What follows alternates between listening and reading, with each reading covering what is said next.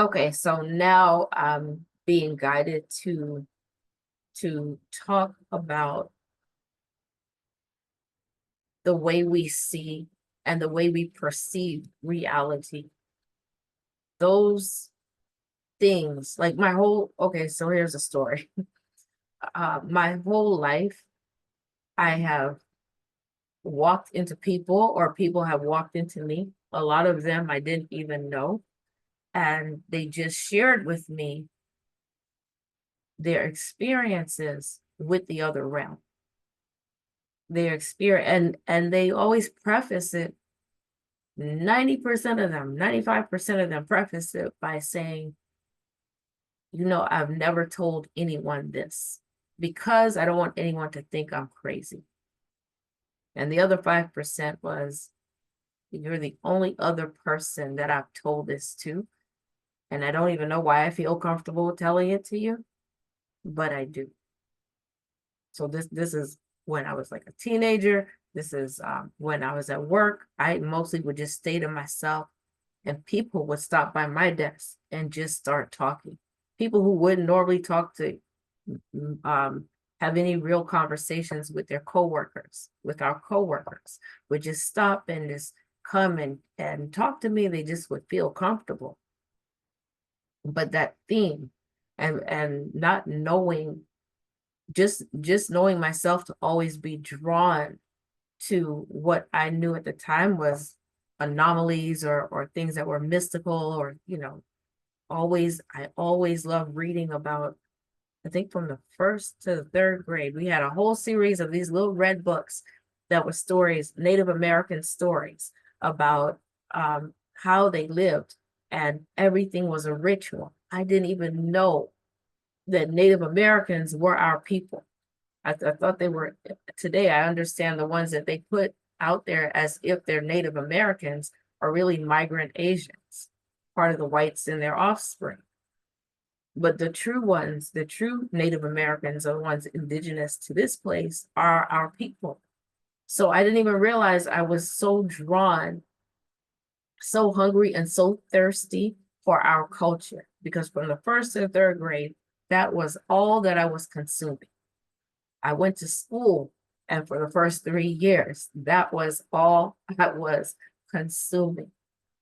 And I was always moved by how these little children would go through initiation, how they could walk so silently on their moccasins without the leaves crunching, how they thought about the buffalo as their brother and sister, and the animals as their brother and sister. And even before sacrificing a buffalo so that they could have food to eat, they would pray, and they would, I don't remember if it was like ask their permission or just thank them for giving their life for the sustenance of the entire village.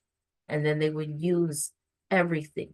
They would use not just the meat to eat, but the skin to make the moccasins and the rugs on their floor, every part. They didn't waste. So there was no need for what do we call it? Recycling, or protecting the environment, right? Isn't that what the whites and their offspring talk so much about today? Protect the environment. Forget your life, but protect the environment. As I said in that previous video, as long as the hate is turned towards you, self-hate is self-rejection. As long as that's turned towards you, then we're deflecting. You won't see us. You won't even understand. Like most of you right now don't even understand who we are and what you're looking at. You think we're just like you. Well, we know who you are. So we have to control you, and we have to control everything in nature. We can't adjust to things in nature because we ourselves aren't natural. And so anything that is natural, we need to be able to tame that and bring that under our control. So it is a threat if you can see beyond what I can see. It's a threat if you can hear beyond what I can hear, if you can perceive beyond what I can perceive. So I got to build AI, right? Which perceives and sees and all of that beyond which I can, but I can program AI to control you. And that way I remain in control. I continue to exist. Well, I'm here to tell you, after Wakanu and after Right Technique, you have your own AI. And that AI is not artificial, it is ancestral. The blood that will never lose its power is not Jesus' blood, it is your blood, because our culture is passed down through our blood, through our bloodline. We are of a royal bloodline. So all the ways they would try to make us hate and reject ourselves is what we need to embrace, everything natural about us, because God did not create any mistakes. And it's only because of what they took away that we're walking around in this condition. And of course, they've given us many explanations about the condition. Oh, when God comes back, that he will rectify things, he will fix things. And so everything is pointing to just leave things as they are. God will take care of it. Even when people have their little out-of-body experiences, many of the Christians that have out-of-body experiences, maybe you've heard them. They experience heaven, and it's so beautiful and all of that. But listen closely, because they're always told, don't, you know, there are angels that govern the city and the states and these towns and these countries. So you don't want to interfere with that. Then you understand there is high level corruption in the spirit realm, because those that's a class of spirit that would appear to you to be godlike. They're not pointing you to you. They're not pointing you to your ancestry. They're pointing you to everything that was in that book, the Bible or the Quran, or their teachings. So there is high level deception. If God does not point you to you and to who you were created to be, who Mother, Father, God created you to be, and to how they taught you to worship, because you're the only created human beings on this planet, then you're not dealing with God. Why would God work against itself? Why? Why would God send you here for a particular purpose? The cells in our body, they don't just move about as they want to, because when they do that, we call that cancer. We call that disorder. They move according to their design. So we have many cells in the body. The cells in our eyes, the rods and cones, don't just decide, oh, I want to be a liver cell today, and then go and become a liver cell. You won't see, and then your liver won't function. We're cells in the great divine body of Mother, Father, God. And we're the only created beings on the planet. So the blood may be mixed, but the soul is not. And our blood will never lose its power. And it's because of our blood connection, is our ancestors and ancestresses speak and communicate to us.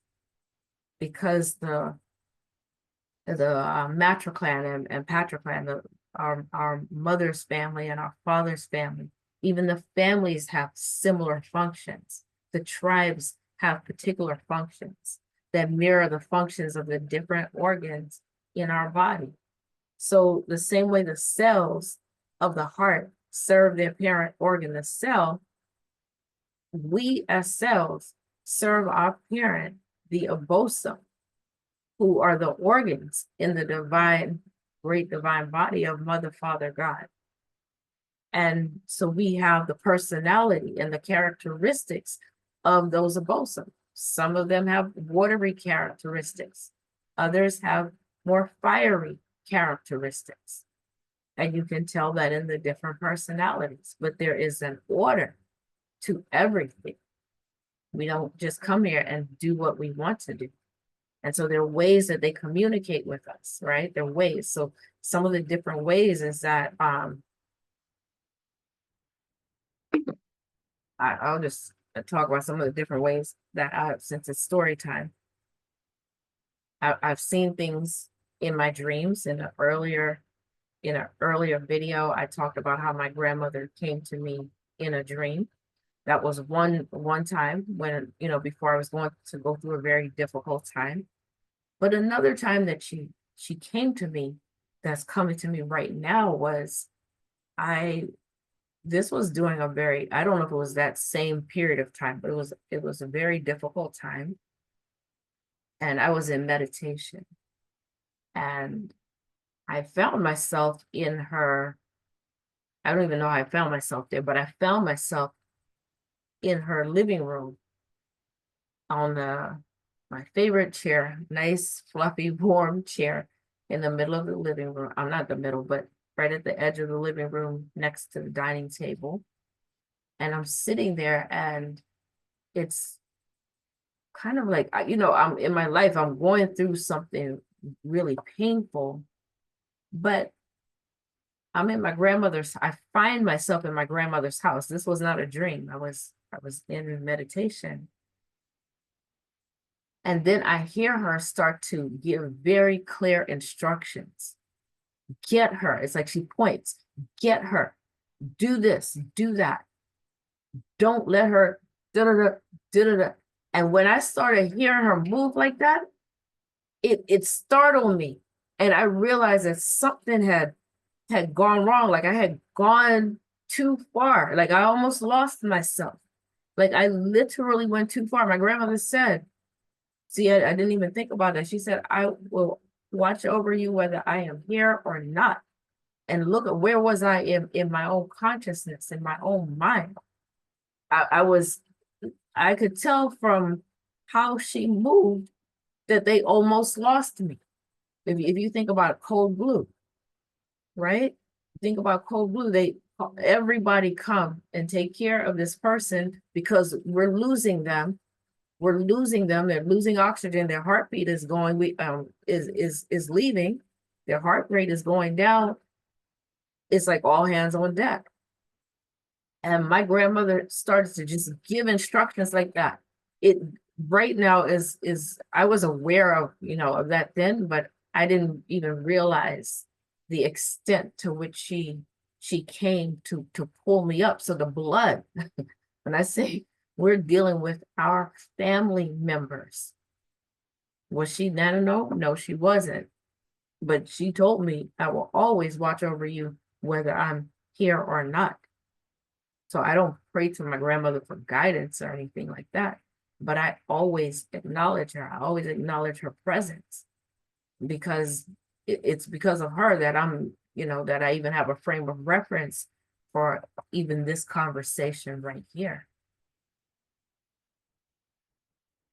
So I want you to think about the ways that you see and that you hear and that you know things. I'm going to end this here because I don't want it to go for too long, but I'm going to continue in the next video of talking about this same topic. Ashe.